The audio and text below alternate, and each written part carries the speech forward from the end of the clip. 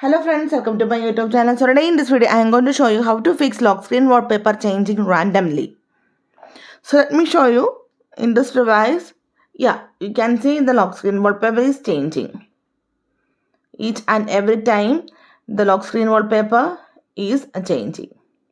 So let me show you how to fix this problem. Simply go to settings, tap on wallpaper and style. Tap on change wallpaper. Scroll down. First of all, check whether the dynamic lock screen wallpaper is enabled or not. For this, tap on dynamic lock screen. So here you can see I accidentally selected the 4 categories. That's why the lock screen wallpaper is changing randomly. So first of all, you need to deselect all the categories.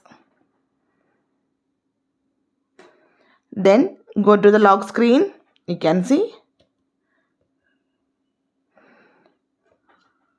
Okay, so simply in this way we can fix the lock screen wallpaper changing randomly.